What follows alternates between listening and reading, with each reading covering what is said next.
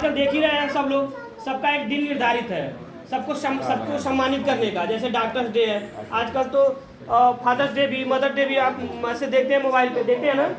तो शिक्षकों के लिए एक दिन निर्धारित किया गया, तो 5 सितंबर का ही डेट निर्धारित किया गया कि चलो इस दिन डॉक्टर सर्वपल्ली राधाकृष्ण का जन्मदिन है और वो शिक्षा की अलग जगह है हमारे देश में, क्योंकि बिना शिक्षा के हमारे देश का उत्थान नहीं हो सकता था।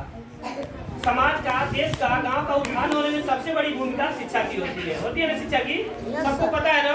इसीलिए सरकार ने 100% नामांकन का लक्ष्य रखा है विद्यालयों में। हम लोग घूम घूम के घर घूम देखते हैं कि कोई बच्चा नामांकन से वंचित न रह जाए। सबका हम लोग घूम घूम के नामांकन करते हैं और शिक्षा की मुख्य धारा से जोड़ते हैं, क्योंकि अगर वो शिक्षित होगा तभी अपने परिवार को तरक्की की राह पे ले जाएगा, और जब परिवार तरक्की की राह पे जाएगा तो गांव जाएगा, गांव से जिला जाएगा, प्रदेश जाएगा और राष्ट्र भी जाएगा प्रगति के रास्ते पे। तो सबसे बड़ी ताकत शिक्षा में होती है किसी भी राष्ट्र के विकास में।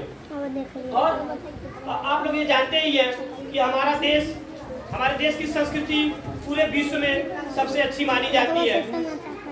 हमारे देश में देखिए एकलव्य को जानते हैं आप लोग ना, अपने गुरु जी के कहने पे अपना अंगूठा काट के दे दिया था, पता है ना। गुरु शिष्य की परंपरा जो है हिंदुस्तान से अच्छी कहीं हो ही नहीं सकती।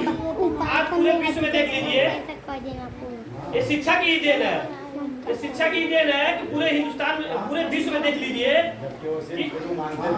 कि इतना पवित्र रिश्ता नहीं है कहीं पे, गुरु शिष्य का इतना पवित्र रिश्ता नहीं है।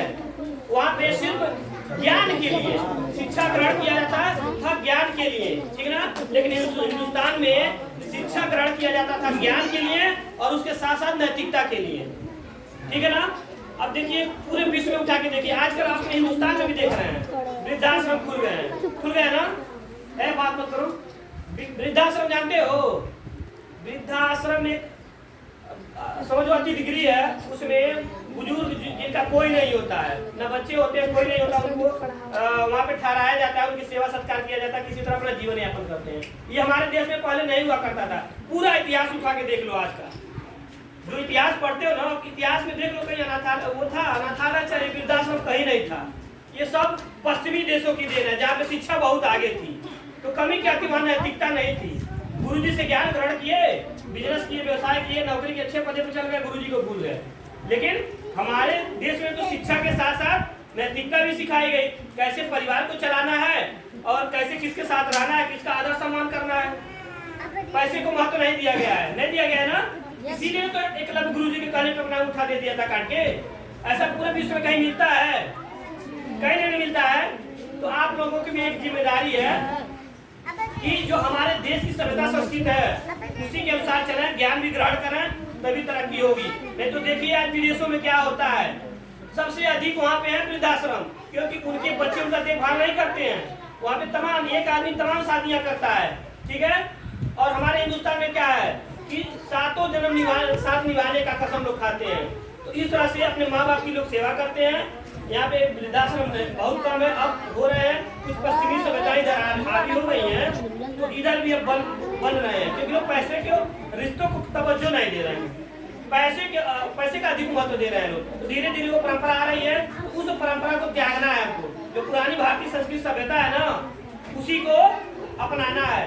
हमने सुना था एक छोटे से वीडियो में, अभी देखा था, डॉक्टर कुमार विश्वास कवि है, उनका एक छोटा सा क्लिप देखे थे, उसमें उन्होंने कहा है, बड़ी सुंदर लाइन में कहा है कि अगर कोई इंजीनियर अगर कहीं से नकल करके इंजीनियर कोई बन जाए तो बहुत करेगा तो एक पुल गिर जाएगा, पुल भर का नुकसान होगा, 1-2 करोड़ का नुकसान होगा, ठीक है। एक डॉक्टर अगर कहीं से कोई फर्जी मार्कशीट ला के डॉक्टर बन जाए तो बहुत करेगा, 1-2 लोग ऑपरेशन करेगा, 1-2 लोग मर जाएंगे। लेकिन अगर एक शिक्षक, खराब शिक्षक बिना योग्यता के अगर उस पद पे पहुंच गया तो एक पीढ़ी खराब हो जाती है।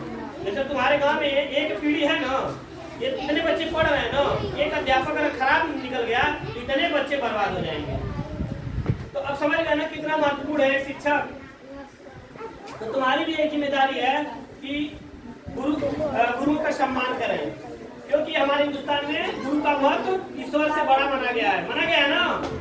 तो आप लोग गुरुओं का सम्मान करेंगे। और जानते हैं ये गुरु को सबसे बड़ी खुशी कब होती है, जब उनका पढ़ाया हुआ शिष्य किसी ऊंचे पद पे मिल जाए, उससे बड़ी खुशी कुछ होती ही नहीं है, ठीक है ना। तो कोशिश करिए आप आप लोग कि हम लोग का भी सिर कहीं आप लोग को देख रहे हैं तो ऊंचा हो जाए, इस ऐसे पद पे जाइए, आप लोग इतने अच्छे जगह पे जाइए, ठीक है ना।